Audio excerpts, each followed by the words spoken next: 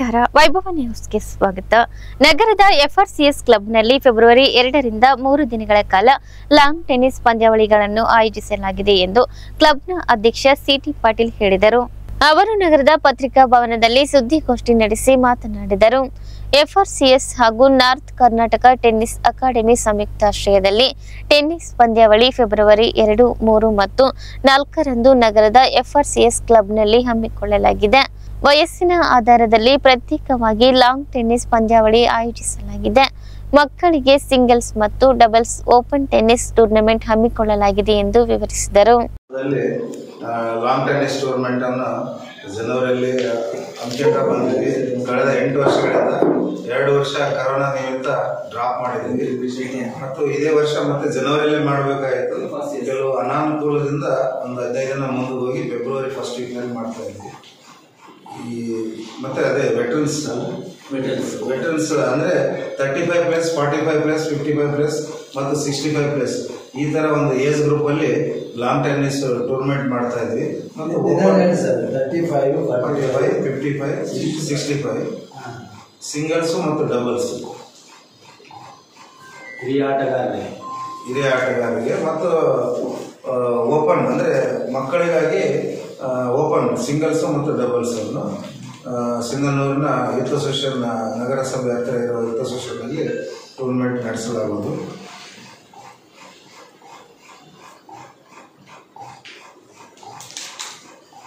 ಈ ಸಲ ವಿಶೇಷತೆ ಏನಂದರೆ ನಾರ್ತ್ ಕರ್ನಾಟಕ ಟೆನ್ನಿಸ್ ಅಸೋಸಿಯೇಷನ್ ಅಂತೇಳಿ ನಾರ್ತ್ ಕರ್ನಾಟಕ ಮತ್ತು ಕಲ್ಯಾಣ ಕರ್ನಾಟಕ ಭಾಗದಾಗ ಇರ್ತಕ್ಕಂಥ 15 ಡಿಸ್ಟಿಕ್ಗಳು ಕೂಡಿ ಒಂದು ಅಸೋಸಿಯೇಷನ್ ಫಾರ್ಮ್ ಮಾಡಿದ್ದಾರೆ, ನಾರ್ತ್ ಕರ್ನಾಟಕ ಟೆನ್ನಿಸ್ ಅಸೋಸಿಯೇಷನ್ ಅಂತ.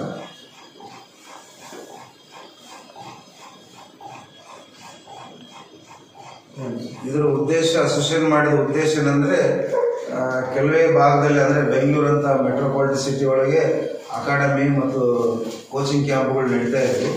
ಈ ಭಾಗದಲ್ಲಿ ಇದ್ದಿಲ್ಲ, ಬರೀ ಕೆಲವರಷ್ಟೇ ಪ್ಯಾಷನೇಟ್ ಆಗಿ ಆಡೋರು ತಮ್ಮ ವೈಯಕ್ತಿಕವಾಗಿ ಟೆನ್ನಿಸ್ ಆಡ್ತಾ ಇದ್ರು ಕೆಲವೇ ಉದಾಹರಣೆ. ಇದನ್ನೇ ಈ ಭಾಗದಲ್ಲಿ ಎನ್ ಕೆ ಟೆನ್ನಿಸ್ ಅಸೋಸಿಯೇಷನ್ ಮಾಡಿದ ಉದ್ದೇಶ ಏನಪ್ಪ ಅಂದರೆ ಈ ಭಾಗದಲ್ಲಿ ಟೆನ್ನಿಸನ್ನು ಮಕ್ಕಳು ಮತ್ತು ಸ್ಕೂಲ್ ಕಾಲೇಜ್ನಲ್ಲಿ ಎಲ್ಲ ಕಡೆ ಹಬ್ಬೇಕಂತೇಳಿ ಈ ಭಾಗದಲ್ಲಿ ಒಂದು ಅಕಾಡೆಮಿ ಮಾಡಬೇಕನ್ನೋ ಒಂದು ವಿಚಾರ ಕಳೆದ 3 ವರ್ಷದಿಂದ ನಡೆದಿತ್ತು. ಮೊನ್ನೆ ಡಿಸೆಂಬರ್ನಲ್ಲಿ ಇದು ರಿಜಿಸ್ಟ್ರೇಷನ್ ಆಗಿದೆ. ಲಕ್ಕಿಲಿ ನಾವು ರಾಯಚೂರು ಲಕ್ಕಿ ಏನಂದರೆ ಅದನ್ನು ಸಿಂಧನೂರು ಹೆಡ್ ಆಫೀಸ್ ಮಾಡಿದ್ದಾರೆ. ಟೆನ್ನಿಸ್ ಅಸೋಸಿಯೇಷನ್ ಸಿಂಧನೂರನ್ನೇ ಹೆಡ್ ಆಫೀಸ್ ಮಾಡಿದ್ದಾರೆ.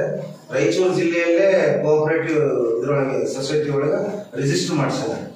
ಬಗ್ಗೆ ಕೇಳ್ತಾ ಇದ್ರು ನಮ್ಮ ಶ್ಯಾಮ್ ಸರ್, ಇದೇನು ದುಡ್ಡು ಇದಂಥದಲ್ಲ, ಮೊದಲು ಅಕಾಡೆಮಿ ಮಾಡಮ್ಮ, ಒಂದು ಅಸೋಸಿಯೇಷನ್ ಮಾಡಮ್ಮ ಅಂತ ಹೊಂಟಿದ್ದೀವಿ ಸರ್. ನಮ್ಮದ ಅಂತ ಲೈಕ್ ಮೈಂಡೆಡ್ ಈ ಭಾಗದಲ್ಲಿ ಆಡ್ತಕ್ಕಂಥ 500 ಜನ ಇದೀವಿ ನಾವು ಸರ್.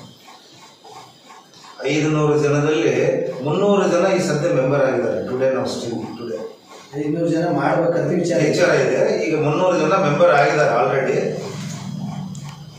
ಆ 300 ಜನದ ಹತ್ರ ಕೆಲವು ಎಷ್ಟು ಮಿನಿಮಮ್ ಫೀಸ್ ಅಂತ ಇಟ್ಕೊಂಡು ಸದಸ್ಯತ್ವ ಅಂತ ಹಿಂಗೆ ಮಾಡಿಬಿಟ್ಟು ಅಸೋಸಿಯೇಷನ್ಗೆ ಕಲೆಕ್ಟ್ ಮಾಡ್ಬೇಕಂತ ವಿಚಾರ ಇದೆ. ಯಾರನ್ನ ಸ್ಪಾನ್ಸರ್ ಮುಂದೆ ಬಂತಂದಪ್ಪ ಅಂದರೆ ಅವತ್ತಿನ ದಿನ ಅಕಾಡೆಮಿ ಮಾಡೋಕ್ಕೆ ಈಸಿ ಆಗುತ್ತೆ ಅಂತ ವಿಚಾರ ಮಾಡಿ ಕ್ರಿಯೇಟ್ ಮಾಡಿದ್ವಿ. ಈಗ 300 ಜನ ಅಷ್ಟೇ ಈ ಟೂರ್ನಮೆಂಟಲ್ಲಿ ಪಾರ್ಟಿಸಿಪೇಟ್ ಮಾಡೋದು. ಯಾರು ಮೆಂಬರ್ ಆಗಿದ್ದಾರೆ ಅವರಷ್ಟೇ. ಮೊದಲೆಲ್ಲ ಹೆಂಗಿತ್ತಂದ್ರೆ ಈ 15 ಡಿಸ್ಟ್ರಿಕ್ಟ್ ಯಾರನ್ನ ಬರಲಿ ಮೆಂಬರ್ ಆಗಿರೋರು ಟೂರ್ನಮೆಂಟ್ ಪಾರ್ಟಿಸಿಪೇಟ್ ಮಾಡ್ಬೋದಾಗಿ. ಈ ಸಲ ಫಸ್ಟ್ ಟೈಮು ಈ ಅಸೋಸಿಯೇಷನ್ ಮೆಂಬರ್ ಅಷ್ಟೇ ಆಡ್ಬೋದು. ಇದ್ರ ಉದ್ದೇಶ ಯಾಕಂದ್ರೆ ನಮಗೆ ನಮ್ಮಂತ ದಾವಣಗೆರೆ ಅಂತ ಊರಿಗೆ ಬಹಳ ತ್ರಾಸ ಆಗ್ತದೆ. ಯೂಸ್ ಎಂಟ್ರಿ ಬರ್ತದೆ, ಒಂದು 400-500 ಜನ ಬಂದ್ರೆ 3 ದಿನ ಮುಗಿಸ್ಬೇಕನ್ನೋದು ಕಷ್ಟ ಆಗ್ತಾ ಇದೆ. ಏನೋ ಒಂಥರ ಫೆಸ್ಟಿವಲ್ ಥರ ಎಲ್ಲರೂ ಬಂದ್ಬಿಡ್ತದೆ. ಈಗ 300 ಇದು ಮೆಂಬರ್ಗಳು ಅಷ್ಟೇ ಆಡ್ಬೇಕಂದಾಗ ಯಾರಿಗೆ ಇಂಟ್ರೆಸ್ಟ್ ಇದೆ, ಸೊ ಅಕಾಡೆಮಿ ಬೆಳೆಸೋಕೆ ಇಂಟ್ರೆಸ್ಟೆಡ್ ಫೆಲೋಸ್ ಕೈ ಸಾಧ್ಯ ಆಗ್ಬೋದು ಅಂತ ನಾವು ಇದನ್ನು ವಿಚಾರ ಮಾಡಿದ್ವಿ. ಈ ಸಂದರ್ಭದಲ್ಲಿ ಎಫ್ಆರ್ಸಿಎಸ್ ಕ್ಲಬ್ನ ವಿಶ್ವನಾಥ್ ಮಾಲಿ ಪಾಟೀಲ್, ಮುರಳೀಧರ ರೆಡ್ಡಿ, ಶಿವರಾಜ್, ಆರ್ಸಿ ಪಾಟೀಲ್, ರವಿರಾಜ್ ಸೇರಿದಂತೆ ಹಲವರಿದ್ದರು. ಕರ್ನಾಟಕ ಕಾರ್ಯನಿರತ ಪತ್ರಕರ್ತರ ಸಂಘದ 2022-23ನೇ ಸಾಲಿಗೆ ವಾರ್ಷಿಕ ಪ್ರಶಸ್ತಿಗಳನ್ನು ಪ್ರಕಟಿಸಲಾಗಿದ್ದು, ಜಿಲ್ಲೆಯ 3 ಜನ ಪತ್ರಕರ್ತರು ಪ್ರಶಸ್ತಿಗೆ ಆಯ್ಕೆಯಾಗಿದ್ದಾರೆ. ಪತ್ರಕರ್ತರ ಸಂಘದ ರಾಜ್ಯ ಮಟ್ಟದ ಪ್ರಶಸ್ತಿಗೆ ಲಿಂಗಸಗೂರಿನ ಉದಯವಾಣಿ ವರದಿಗಾರ ಶಿವರಾಜ್ ಕೆಂಬಾವಿ, ಮಸ್ಕಿ ಪ್ರಜಾವಾಣಿ ವರದಿಗಾರ ಪ್ರಕಾಶ್ ಮಸ್ಕಿ, ದೇವದುರ್ಗ ವಿಜಯವಾಣಿ ವರದಿಗಾರ ಅಮರೇಶ್ ಚಿಲ್ಕರಾಗಿ ಪ್ರಶಸ್ತಿಗೆ ಭಾಜನರಾಗಿದ್ದು, ದಾವಣಗೆರೆಯಲ್ಲಿ ಫೆಬ್ರವರಿ 3 ಮತ್ತು 4ರಂದು ನಡೆಯುವ 38ನೇ ರಾಜ್ಯ ಪತ್ರಕರ್ತರ ಸಮ್ಮೇಳನದಲ್ಲಿ ಪ್ರಶಸ್ತಿಗಳನ್ನು ಪ್ರದಾನ ಮಾಡಲಾಗುವುದು ಎಂದು ಸಂಘದ ರಾಜ್ಯಾಧ್ಯಕ್ಷರಾದ ಶಿವಾನಂದ ತಗಡೂರು ತಿಳಿಸಿದ್ದಾರೆ. ಪ್ರಶಸ್ತಿಗೆ ಆಯ್ಕೆಯಾಗಿರುವ ಪತ್ರಕರ್ತರಿಗೆ ರಾಯಚೂರು ಜಿಲ್ಲಾ ಕಾರ್ಯನಿರತ ಪತ್ರಕರ್ತರ ಸಂಘದ ಜಿಲ್ಲಾಧ್ಯಕ್ಷ ಆರ್ ಗುರುನಾಥ್, ರಾಜ್ಯ ಸಮಿತಿ ಸದಸ್ಯ ಶಿವಮೂರ್ತಿ ಹಿರೇಮಠ್, ಪ್ರಧಾನ ಕಾರ್ಯದರ್ಶಿ ಎಂ ಪಾಷಾ ಹಟ್ಟಿ ಸೇರಿದಂತೆ ಜಿಲ್ಲೆಯ ವಿವಿಧ ತಾಲೂಕಾ ಘಟಕಗಳ ಅಧ್ಯಕ್ಷರು, ಪದಾಧಿಕಾರಿಗಳು ಮತ್ತು ವಿವಿಧ ಸಂಘಟನೆಗಳ ಮುಖಂಡರು ಅಭಿನಂದಿಸಿದ್ದಾರೆ. ನಗರದ ಸಾರ್ವಜನಿಕ ಆಸ್ಪತ್ರೆಯಲ್ಲಿ ಆರೋಗ್ಯ ಇಲಾಖೆಯಿಂದ ಹಮ್ಮಿಕೊಂಡಿದ್ದ ತಂಬಾಕು ನಿಯಂತ್ರಣ ಜಾಥಾ ಕಾರ್ಯಕ್ರಮಕ್ಕೆ ಮುಖ್ಯ ವೈದ್ಯಾಧಿಕಾರಿ ಡಾಕ್ಟರ್ ನಾಗರಾಜ್ ಕಾಟ್ವಾ ಚಾಲನೆ ನೀಡಿದರು. ತಂಬಾಕು ನಿಯಂತ್ರಣ ಕಾರ್ಯಕ್ರಮದ ಭಾಗವಾಗಿ ಗುಲಾಬಿ ಆಂದೋಲನ ಕಾರ್ಯಕ್ರಮ ನಡೆಸಲಾಯಿತು. ತಂಬಾಕು ವ್ಯಸನಿಗಳಿಗೆ ಗುಲಾಬಿ ಹೂ ಕೊಡಿಸುವ ಮೂಲಕ ತಂಬಾಕಿನಿಂದ ಆಗುವ ದುಷ್ಪರಿಣಾಮಗಳ ಬಗ್ಗೆ ಜಾಗೃತಿ ಮೂಡಿಸಲಾಯಿತು. ನಂತರ ಡಾಕ್ಟರ್ ನಾಗರಾಜ್ ಕಾಟ್ವಾ ಮಾತನಾಡಿ, ತಂಬಾಕು ಸೇವನೆಯಿಂದ ರೋಗಕ್ಕೆ ತುತ್ತಾಗಬೇಕಾಗುತ್ತದೆ. ಸಾರ್ವಜನಿಕರು ತಂಬಾಕು ಸೇವನೆಯಿಂದ ದೂರವಿದ್ದು ಉತ್ತಮ ಆರೋಗ್ಯ ಕಾಪಾಡಿಕೊಳ್ಳಬೇಕೆಂದು ಹೇಳಿದರು. ಕಾರ್ಯಕ್ರಮದಲ್ಲಿ ತಾಲೂಕಾ ಆರೋಗ್ಯಾಧಿಕಾರಿಗಳ ಕಾರ್ಯಾಲಯದ ಸಿಬ್ಬಂದಿಗಳು, ಎಲ್ಸಿಡಿ ವಿಭಾಗದ ನಗರ ಪ್ರಾಥಮಿಕ ಆರೋಗ್ಯ ಕೇಂದ್ರದ ಸಿಬ್ಬಂದಿಗಳು ಹಾಗೂ ಸಾರ್ವಜನಿಕರಿದ್ದರು. ಇದು ಜಿಲ್ಲಾ ಮತ್ತು ಆರೋಗ್ಯ ಮತ್ತು ಕುಟುಂಬ ಕಲ್ಯಾಣ ಇಲಾಖೆಯ ವತಿಯಿಂದ ನಾವು ತಂಬಾಕು ಸೇವನೆಯಿಂದ ಆಗ್ತಕ್ಕಂತಹ ಪರಿಣಾಮಗಳ ಬಗ್ಗೆ ಜಾಗೃತಿ ಮೂಡಿಸಲು ಒಂದು ಅಭಿಯಾನವನ್ನು ಮಾಡ್ತಾ ಇದ್ದಾರೆ. ಯಾರು ತಂಬಾಕು ಸೇವನೆ ಮಾಡ್ತಾ ಇದ್ದಾರೋ ಅಂಥವರಿಗೆ ಹೋಗಿ ಗುಲಾಬಿ ಹೂವನ್ನು ಕೊಡುವುದರ ಮುಖಾಂತರ ಅವರಲ್ಲಿ ತಂಬಾಕು ಸೇವನೆಯಿಂದ ಏನೇನು ತೊಂದರೆಗಳಾಗುತ್ತೆ ಅಂತಕ್ಕಂಥ ಒಂದು ಜಾಗೃತಿಯನ್ನು ಮೂಡಿಸ್ತಾ ಇದ್ದೇವೆ. ಸೊ ತಂಬಾಕು ಸೇವನೆ ಆ್ಯಕ್ಚುಲಿ ಇದೆ ಅಂದರೆ ನಿಷೇಧ ಮಾಡಿದ್ದಾರೆ. ಈ ಒಂದು ತಂಬಾಕು ಸೇವನೆ ನಿಯಂತ್ರಣ ಕಾನೂನು 2003 ಈ ಕಾಯ್ದೆ ಅಡಿಯಲ್ಲಿ ಯಾವುದೇ ತಂಬಾಕು ಸಾಮಗ್ರಿಗಳನ್ನು ಆಸ್ಪತ್ರೆ ಅಥವಾ ಶಿಕ್ಷಣ ಸಂಸ್ಥೆಗಳ 100 ಅಡಿ ಒಳಗಡೆ ಇಡಬಾರ್ದು. ಆಮೇಲೆ 18 ವರ್ಷಕ್ಕಿಂತ ಕಡಿಮೆ ಇರತಕ್ಕಂಥ ಯಾರಿಗೂ ಈ ತಂಬಾಕುವನ್ನು ಮಾರಾಟ ಮಾಡಬಾರ್ದು ಮತ್ತು ತಂಬಾಕನ್ನು ಮಾರಾಟ ಮಾಡಬೇಕು ಅಂತಂದರೆ ಅದ್ರ ಮೇಲ್ಗಡೆ ಅದರಿಂದ ಆಗ್ತಕ್ಕಂಥ ದುಷ್ಪರಿಣಾಮಗಳ ಬಗ್ಗೆ ಅದರ ಮೇಲೆ ಎಲ್ಲ ರೀತಿಯಾದಂಥ ಒಂದು ಚಿತ್ರ ಅದನ್ನು ಬಿಡಿಸಿ ಆಮೇಲೆ ಮಾಡಬೇಕಾಗುತ್ತೆ. ಹಾಗೂ ಈ ಒಂದು ತಂಬಾಕು ಸೇವನೆಯಿಂದ ಕ್ಯಾನ್ಸರ್ ಕಾಯಿಲೆಗಳು ಬರುತ್ತೆ. ತಂಬಾಕು ಸೇವನೆಯಿಂದ ಜಾಸ್ತಿ ಆಗುತ್ತೆ. ತಂಬಾಕು ಸೇವನೆಯಿಂದ ಮಾನಸಿಕ ಖಿನ್ನತೆಗಳಾಗ್ತಾರೆ ಮತ್ತು ಯಾವುದೇ ಒಂದು ನಾವು ಕ್ಯಾನ್ಸರ್ ಅರ್ಬುದವನ್ನು ತಗೊಂಡ್ರೆ ಅಡಿಯಿಂದ ಮುಡಿಯವರೆಗೂ ಯಾವುದೇ ಒಂದು ಕ್ಯಾನ್ಸರ್ ಕಾಯಿಲೆ ಇದ್ದರೂ ಆ ಒಂದು ಕ್ಯಾನ್ಸರ್ ಕಾಯಿಲೆಗೆ ತಂಬಾಕು ಒಂದು ಅತ್ಯಂತ ದೊಡ್ಡ ಕಾರಣ. ಹಾಗಾಗಿ ತಂಬಾಕು ಸೇವನೆ ಇರೋದ್ರಿಂದ ನಾವು ಸುಮಾರು ರೋಗಗಳನ್ನು ಮತ್ತು ಸುಮಾರು ಕ್ಯಾನ್ಸರ್ ಕಾಯಿಲೆಗಳನ್ನು ತಡೆಗಟ್ಟಬಹುದು. ಹಾಗಾಗಿ ಜನರೆಲ್ಲರೂ ತಂಬಾಕು ಸೇವನೆಯಿಂದ ಆಗ್ತಕ್ಕಂತಹ ದುಷ್ಪರಿಣಾಮಗಳ ಬಗ್ಗೆ ತಿಳಿದುಕೊಂಡು ನಾವು ತಂಬಾಕು ಸೇವನೆಯನ್ನು ಬಿಡಬೇಕು ಅಂತಕ್ಕಂಥ ಮಾತನ್ನು ಹೇಳ್ತಾ ತಾಲೂಕಾ ಕಾನೂನು ಸೇವಾ ಸಮಿತಿ ಹಾಗೂ ತಾಲೂಕಾ ನ್ಯಾಯವಾದಿಗಳ ಸಂಘದ ಸಂಯುಕ್ತಾಶ್ರಯದಲ್ಲಿ ಸ್ಥಳೀಯ ನ್ಯಾಯಾಲಯದ ಆವರಣದಲ್ಲಿ ಸ್ವಚ್ಛತಾ ಅಭಿಯಾನ ಹಮ್ಮಿಕೊಳ್ಳಲಾಗಿತ್ತು. ಪ್ರಧಾನ ಸಿವಿಲ್ ನ್ಯಾಯಾಧೀಶ ಕೋಟಪ್ಪ ಕಾಂಬಳೆ ಅವರು ಅಭಿಯಾನಕ್ಕೆ ಚಾಲನೆ ನೀಡಿ ಪರಿಸರ ಸ್ವಚ್ಛತೆಯಿಂದ ರೋಗ ರುಜಿನಗಳ ಹರಡುವುದಿಲ್ಲ, ಪ್ರತಿಯೊಬ್ಬರು ತಮ್ಮ ಮನೆಯ ಮುಂದಿನ ಕಸವನ್ನು ನಗರಸಭೆಯ ವಾಹನಗಳಿಗೆ ಕಡ್ಡಾಯವಾಗಿ ಹಾಕಬೇಕು, ಇದರಿಂದ ಉತ್ತಮ ಗಾಳಿ ಪರಿಸರ ನಿರ್ಮಾಣವಾಗಲು ಸಾಧ್ಯ. ನ್ಯಾಯಾಲಯದ ಆವರಣದಲ್ಲಿಯೂ ಎಲ್ಲರೂ ಸ್ವಚ್ಛತೆಗೆ ಆದ್ಯತೆ ನೀಡಬೇಕೆಂದರು. ಈ ಸಂದರ್ಭದಲ್ಲಿ 1ನೇಯ ಸಿವಿಲ್ ನ್ಯಾಯಾಧೀಶ ಆನಂದಪ್ಪ ಎಂ, 2ನೇಯ ಸಿವಿಲ್ ನ್ಯಾಯಾಧೀಶ ಆಚಪ್ಪ ದೊಡ್ಡಬಸವರಾಜ್, ವಕೀಲರ ಸಂಘದ ಅಧ್ಯಕ್ಷ ಎನ್ ರಾಮನಗೌಡ ವಕೀಲ್, ಖಜಾಂಚಿ ಶರಣಬಸವರಾಜ್ ಉಮಲುಟಿ ವಕೀಲ್, ವಕೀಲರಾದ ನಿರುಪಾದಪ್ಪ ಗುಡಿಹಾಳ್, ಅಮರೇಗೌಡ ಗದ್ರಟಗಿ, ಶರಣಬಸವ, ರುದ್ರಮುನಿಸ್ವಾಮಿ, ಕೆಎಂ ಶರಣಬಸವರಾಜ್, ಪ್ರಮೋದ್ ಕುಮಾರ್, ವೀರಭದ್ರಗೌಡ, ರಾಮಣ್ಣ ಹಾಗೂ ನ್ಯಾಯಾಲಯದ ಸಿಬ್ಬಂದಿ ವರ್ಗದವರು ಭಾಗವಹಿಸಿದ್ದರು. ನಾಡಗೌಡರ ಹೆಚ್ಚುವರಿ ಭೂಮಿಯನ್ನು ಭೂರಹಿತರಿಗೆ ಹಂಚಬೇಕು ಹಾಗೂ ರಾಜ್ಯದಾದ್ಯಂತ ಕರ್ನಾಟಕ ಭೂ ಸುಧಾರಣೆ ಕಾಯ್ದೆಗೆ ತಿದ್ದುಪಡಿ ತಂದು ಹೆಚ್ಚುವರಿ ಭೂ ಪ್ರಕರಣಗಳ ಮರು ವಿಚಾರಣೆಗೆ ಆದೇಶಿಸಬೇಕು ಎಂದು ಒತ್ತಾಯಿಸಿ ಸಚಿವರಿಗೆ ಮನವಿ ಸಲ್ಲಿಸಲಾಯಿತು. ಡಾಕ್ಟರ್ ಬಾಬಾ ಸಾಹೇಬ್ ಅಂಬೇಡ್ಕರ್ ಪುತ್ಥಳಿ ಲೋಕಾರ್ಪಣೆ ಕಾರ್ಯಕ್ರಮಕ್ಕೆ ಆಗಮಿಸಿದ್ದ ಸಮಾಜ ಕಲ್ಯಾಣ ಸಚಿವ ಎಚ್.ಸಿ. ಮಹದೇವಪ್ಪ ಹಾಗೂ ಅಬಕಾರಿ ಸಚಿವ ಆರ್. ತಿಮ್ಮಾಪುರ್ ಅವರಿಗೆ ಸಿಪಿಎಂಎಲ್ ರೆಡ್ ಸ್ಟಾರ್ ಮತ್ತು ಕರ್ನಾಟಕ ರೈತ ಸಂಘದ ಮುಖಂಡರು ಭೇಟಿಯಾಗಿ ಮನವಿ ಸಲ್ಲಿಸಿದರು. ಸರ್ವೆ ನಂಬರ್ 419 ಹಾಗೂ ಸುಲ್ತಾನಪುರ ಸರ್ವೆ ನಂಬರ್ 186 ಸೇರಿದಂತೆ ತಾಲೂಕಿನ ಎಲ್ಲ ಹೆಚ್ಚುವರಿ ಭೂಮಿಯನ್ನು ಈಗಾಗಲೇ ಅರ್ಜಿ ಸಲ್ಲಿಸಿದ ಭೂರಹಿತರಿಗೆ ವಿತರಿಸಲು ಆದೇಶ ಮಾಡಬೇಕು. ಜವಳಗೀರ ಭೂ ಪ್ರಕರಣ ಸೇರಿದಂತೆ ರಾಜ್ಯದ ಎಲ್ಲ ಹೆಚ್ಚುವರಿ ಭೂ ಪ್ರಕರಣಗಳ ಮರು ವಿಚಾರಣೆಗೆ ಅವಕಾಶ ಕಲ್ಪಿಸಲು ಕರ್ನಾಟಕ ಭೂ ಸುಧಾರಣಾ ಕಾಯ್ದೆ 1961 ಸೆಕ್ಷನ್ 122ಕ್ಕೆ ತಿದ್ದುಪಡಿ ತಂದು ದೇವರಾಜ್ ಅರಸು ಅವರ ಕನಸು ನನಸಾಗಿಸಬೇಕು. ಜವಳಗೀರ ಭೂ ಪ್ರಕರಣದಲ್ಲಿ ಪ್ರತಿವಾದಿ ಭೂಗಳ್ಳರಿಗೆ ಪ್ರತ್ಯಕ್ಷವಾಗಿ ಬೆಂಬಲಕ್ಕೆ ನಿಂತು ಸರ್ಕಾರದ ಕರ್ತವ್ಯ ಮರೆತ ಸಿಂಧನೂರು ತಹಸೀಲ್ದಾರ್ ಅರುಣ್ ದೇಸಾಯಿ ಅವರನ್ನು ಕೂಡಲೇ ಅಮಾನತು ಮಾಡಬೇಕು ಹಾಗೂ ಈ ಪ್ರಕರಣದ ವಿಚಾರಣೆಯನ್ನು ಪಾರದರ್ಶಕವಾಗಿ ನಡೆಯಬೇಕಾದ ಕಾರಣದಿಂದ ಜಿಲ್ಲಾಧಿಕಾರಿ ಚಂದ್ರಶೇಖರ್ ನಾಯಕ್ ಅವರನ್ನು ವರ್ಗಾವಣೆ ಮಾಡಬೇಕು. ಕೂಡಲೇ ಸಿಂಧನೂರು, ರಾಯಚೂರು ಸೇರಿದಂತೆ ಎಲ್ಲ ತಾಲೂಕುಗಳಲ್ಲಿ ಭೂ ನ್ಯಾಯ ಮಂಡಳಿಗಳ ರಚನೆಗೆ ಸರ್ಕಾರ ಮುಂದಾಗಬೇಕು. ರಾಯಚೂರು ಜಿಲ್ಲೆಯ ನಾರಾಯಣಪುರ, ಬಲದಂಡೆ ಸೇರಿದಂತೆ ರಾಜ್ಯದಲ್ಲಿ ಅನುಷ್ಠಾನಕ್ಕೆ ಬಂದ ನೀರಾವರಿ ಪ್ರದೇಶದಲ್ಲಿ ಹೆಚ್ಚುವರಿ ಭೂಮಿಗಳ ವಿಶೇಷ ವಿಚಾರಣೆಗೆ ಸರ್ಕಾರದ ಅಧಿಸೂಚನೆ ಹೊರಡಿಸಬೇಕೆಂದು ಒತ್ತಾಯಿಸಿದರು.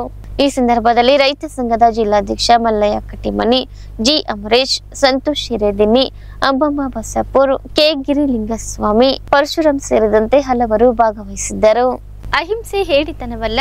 ಅಹಿಂಸೆ ಮತ್ತು ಸ್ವಾತಂತ್ರ್ಯಗಳು ಆರೋಗ್ಯವಂತ, ಮುಕ್ತ ಮನಸ್ಸಿನ ಹಾಗೂ ರಾಗದ್ವೇಷದ ಗಡಿಗಳನ್ನು ದಾಟಿ ಮಾನವ ಸಮಾಜವನ್ನು ಸಂಘಟಿಸಿ ಬಾಳುವ ಶಕ್ತಿಯನ್ನು ಹೊಂದಿದೆ ಎಂಬುದು ಗಾಂಧೀಜಿಯವರ ಪ್ರಖರ ಚಿಂತನ ಲಹರಿಯಾಗಿತ್ತು ಎಂದು ಸಂಗೀತ ಮತ್ತು ನೃತ್ಯ ವಿಭಾಗದ ಮುಖ್ಯಸ್ಥ ಡಾಕ್ಟರ್ ವೀರೇಶ್ ಬಡಿಗೇರ್ ಹೇಳಿದರು. ಅವರು ಹಂಪಿ ಕನ್ನಡ ವಿಶ್ವವಿದ್ಯಾಲಯದ ಸಂಗೀತ ಮತ್ತು ನೃತ್ಯ ವಿಭಾಗದ ಸ್ವರ ಸಂಚಾರ ವಿದ್ಯಾರ್ಥಿ ವೇದಿಕೆಯಿಂದ ಹುತಾತ್ಮರ ದಿನಾಚರಣೆಯ ಅಂಗವಾಗಿ ವಿಭಾಗದಲ್ಲಿ ಮಹಾತ್ಮ ಗಾಂಧೀಜಿ ಅವರ ಪುಣ್ಯ ಸ್ಮರಣೆ ಕುರಿತು ಗಾಯನ, ನಮನ ಹಾಗೂ ದೇವರಿದ್ದಾನೋ ಇಲ್ಲವೋ ಎನ್ನುವ ವಿದ್ಯಾರ್ಥಿ ಕೇಂದ್ರದ ಸಂವಾದ ಕಾರ್ಯಕ್ರಮವನ್ನು ಏರ್ಪಡಿಸಿತ್ತು. ಮೊದಲು ಪ್ರಸಿದ್ಧ ಗೀತೆಗಳನ್ನು ಪ್ರಸ್ತುತಪಡಿಸಿದರು. ನಂತರ ನಡೆದ ಸಂವಾದ ಕಾರ್ಯಕ್ರಮದಲ್ಲಿ ಸಂಗೀತ ಮತ್ತು ನೃತ್ಯ ವಿಭಾಗದ ವಿದ್ಯಾರ್ಥಿಗಳೊಂದಿಗೆ ದೃಶ್ಯ ಕಲೆ ಹಾಗೂ ಯೋಗ ವಿಭಾಗದ ವಿದ್ಯಾರ್ಥಿಗಳು ದೇವರ ಅಸ್ತಿತ್ವ ಕುರಿತು ಮುಕ್ತ ಸಂವಾದ ಮಾಡಿದರು. ಗಾಂಧೀಜಿ ಬದುಕಿನ ಕೊನೆಯ ಗಳಿಗೆಯಲ್ಲಿ ಅವರ ಸಂತತನ ಕಂಡು ಹಲವರು ಅವರನ್ನು ದೈವೀಕರಿಸುವ ಸಂದರ್ಭ ಬಂದಾಗ ನಿಮ್ಮ ಗಾಂಧಿ ದೇವರಲ್ಲ, ಆತ ಮನುಷ್ಯ, ಅಲ್ಪ ಮನುಷ್ಯ, ಪೂಜೆ ಆರಾಧನೆ ಬೇಕಾಗಿರುವುದು ದೇವರಿಗೆ, ನಿಮ್ಮ ಗಾಂಧಿಗಲ್ಲ ಎಂದು ಹೇಳುತ್ತಿದ್ದರು ಎಂದು ಅವರು ಅಭಿಪ್ರಾಯಪಟ್ಟರು. ದೇವರು ಇರುವ ಹಾಗೂ ಇಲ್ಲದಿರುವ ಕುರಿತು ವಿದ್ಯಾರ್ಥಿಗಳು ಸ್ವಯಂ ಪ್ರೇರಿತರಾಗಿ ತಮ್ಮ ತಮ್ಮ ಅನುಭವಗಳನ್ನು ಹಂಚಿಕೊಂಡರು. ದೇವರು ಇದ್ದಾನೆ ಎನ್ನುವವರು ನಂಬಿಕೆ, ಸ್ವಾಭಿಮಾನ, ಕಾಯಕ, ಸರಿಯಾದ ಗುರಿ, ತಂದೆ ತಾಯಿ ಎನ್ನುತ್ತಾ ವ್ಯಕ್ತಿಗಳು ದೇವರ ಸಮಾನರೆಂದು ವಾದಿಸಿದರು. ದೇವರು ಇಲ್ಲ ಎನ್ನುವವರು ನಮ್ಮ ಆತ್ಮಸಾಕ್ಷಿ, ಆತ್ಮಸ್ಥೈರ್ಯ, ವಿಶ್ವ ಮಾನವತಾ ಪ್ರಜ್ಞೆ, ಉಜ್ವಲ ಪ್ರೀತಿಯೇ ದೇವರ ಸ್ವರೂಪವೆಂದು ವಾದಿಸಿದರು. ದೇವರು ಇದ್ದಾನೆ, ಇಲ್ಲ ಎನ್ನುವವರಿಗಿಂತ ಮಧ್ಯಮ ಮಾರ್ಗ ತಳೆದ ಕೆಲ ವಿದ್ಯಾರ್ಥಿಗಳು ಜ್ಞಾನ ಅಜ್ಞಾನದ ಮಧ್ಯದ ಬೆಳಕು ಹುಡುಕುವ ದಾರಿ ನಮ್ಮದಾಗಬೇಕು. ಯಾವುದನ್ನು ಅತಿ ವೈಭವೀಕರಿಸುವ ಅಥವಾ ಉಪೇಕ್ಷಿಸುವ ಸ್ವಭಾವ ಸರಿಯಾದುದಲ್ಲವೆಂದು ವಾದಿಸಿದರು. ಕೊನೆಗೆ ಎಲ್ಲರೂ ಸಂತೋಷ ಸಂಭ್ರಮದಿಂದ ತಮ್ಮ ವಾದ ಪ್ರತಿವಾದಗಳನ್ನು ಗೌರವಿಸಿಕೊಂಡರು. ವಿಭಾಗದ ಅಧ್ಯಾಪಕ ಡಾಕ್ಟರ್ ತಿಮ್ಮಣ್ಣ ಭೀಮರಾಯ್ ಪ್ರಾಸ್ತಾವಿಕವಾಗಿ ಮಾತನಾಡಿದರು. ದ್ರಾಕ್ಷಾಯಣಿ ಸ್ವಾಗತಿಸಿದರು. ದುರ್ಗೇಶ್ ಸಿ ವಂದಿಸಿದರು. ವೇದಿಕೆ ಸಂಚಾಲಕರಾದ ರಾಜೇಶ್ ಹಳಿಮನಿ ಕಾರ್ಯಕ್ರಮ ನಿರೂಪಿಸಿದರು. ವಿಭಾಗದ ಹಿರಿಯ ಅಧ್ಯಾಪಕರಾದ ವಿರೂಪಾಕ್ಷಪ್ಪ ಇಟಿಗಿ ಹಾಗೂ ದೊಡ್ಡಬಸಪ್ಪ ಕಾರ್ಯಕ್ರಮದಲ್ಲಿ ಉಪಸ್ಥಿತರಿದ್ದು ವಿದ್ಯಾರ್ಥಿಗಳು ಭಾಗವಹಿಸಿದ್ದರು. ರಾಯಚೂರು ಜಿಲ್ಲೆಯಲ್ಲಿ ಏಮ್ಸ್ ಸ್ಥಾಪಿಸಬೇಕು ಎಂಬ ರಾಜ್ಯದ ಪ್ರಸ್ತಾವನೆಯನ್ನು ಮುಂಬರುವ ತಮ್ಮ ಬಜೆಟ್ನಲ್ಲಿ ಮಂಜೂರು ಮಾಡುವಂತೆ ಮುಖ್ಯಮಂತ್ರಿ ಸಿದ್ದರಾಮಯ್ಯ ಅವರು ಕೇಂದ್ರ ಹಣಕಾಸು ಸಚಿವೆ ನಿರ್ಮಲಾ ಸೀತಾರಾಮನ್ ಅವರಿಗೆ ಪತ್ರ ಬರೆದಿದ್ದಾರೆ. ನಿರ್ಮಲಾ ಸೀತಾರಾಮನ್ ಅವರು ಫೆಬ್ರವರಿ 1ರಂದು ಮಧ್ಯಂತರ ಬಜೆಟ್ ಮಂಡಿಸಲಿದ್ದಾರೆ. ರಾಯಚೂರು ಕಲ್ಯಾಣ ಕರ್ನಾಟಕ ಭಾಗದ ಮಹತ್ವದ ಜಿಲ್ಲೆಯಾಗಿದೆ. ಅಲ್ಲಿ ಆರೋಗ್ಯ, ಶಿಕ್ಷಣ ಮತ್ತು ತಲಾ ಆದಾಯದ ಮಟ್ಟವು ಕರ್ನಾಟಕದ ಇತರ ಪ್ರದೇಶಗಳಿಗೆ ಹೋಲಿಸಿದರೆ ಇನ್ನೂ ಕಡಿಮೆ ಇದೆ. ರಾಯಚೂರು ಜಿಲ್ಲೆಯಲ್ಲಿ ಉನ್ನತ ಗುಣಮಟ್ಟದ ರೆಫರಲ್ ವೈದ್ಯಕೀಯ ಕೇಂದ್ರ ಸ್ಥಾಪಿಸುವ ತುರ್ತು ಅಗತ್ಯವಿದೆ ಎಂದು ಸಿಎಂ ಸಿದ್ದರಾಮಯ್ಯ ಅವರು ಜನವರಿ 29ರ ಕೇಂದ್ರ ಹಣಕಾಸು ಸಚಿವರಿಗೆ ಬರೆದ ಪತ್ರದಲ್ಲಿ ತಿಳಿಸಿದ್ದಾರೆ. ಕರ್ನಾಟಕದಲ್ಲಿ ಏಮ್ಸ್ ಸ್ಥಾಪನೆಯ ಪ್ರಸ್ತಾವನೆಯು ಸಾಕಷ್ಟು ಸಮಯದಿಂದ ಬಾಕಿ ಉಳಿದಿದೆ. ರಾಜ್ಯ ಸರ್ಕಾರವು ಸಂಭವನೀಯ ಸ್ಥಳಗಳನ್ನು ಪರಿಗಣಿಸಿ ರಾಯಚೂರು ಏಮ್ಸ್ ಸ್ಥಾಪಿಸಲು ಅತ್ಯಂತ ಸೂಕ್ತ ಸ್ಥಳವಾಗಿದೆ ಎಂದು ಸಿಎಂ ಅಭಿಪ್ರಾಯಪಟ್ಟಿದ್ದಾರೆ. ಆದ್ದರಿಂದ ಮುಂಬರುವ 2024-25ರ ಬಜೆಟ್ನಲ್ಲಿ ರಾಯಚೂರಿಗೆ ಏಮ್ಸ್ ಮಂಜೂರು ಮಾಡುವಂತೆ ನಾನು ನಿಮ್ಮಲ್ಲಿ ಮನವಿ ಮಾಡುತ್ತೇನೆ ಎಂದು ಸಿಎಂ ಹೇಳಿದ್ದಾರೆ. ಸಿಎಂ ಸಿದ್ದರಾಮಯ್ಯ ಅವರು ತಮ್ಮ ಪತ್ರಕ್ಕೆ ಜೂನ್ 17, 2023ರಂದು ಕೇಂದ್ರ ಹಾಗೂ ಕುಟುಂಬ ಕಲ್ಯಾಣ ಸಚಿವ ಮನ್ಸುಖ್ ಮಾಂಡವಿಯಾ ಅವರಿಗೆ ಬರೆದ ಪತ್ರದ ಪ್ರತಿಯನ್ನು ಸಹ ಲಗತ್ತಿಸಲಿದ್ದಾರೆ. ಇಲ್ಲಿಗೆ ಇಂದಿನ ವಾರ್ತಾ ಪ್ರಸಾರ ಮುಕ್ತಾಯವಾಯಿತು. ನಿರಂತರವಾಗಿ ವೀಕ್ಷಿಸಿ ವೈಭವ ಟಿವಿ. ವಂದನೆಗಳೊಂದಿಗೆ ದೇವಿಕಾ ಚನ್ನಬಸವ.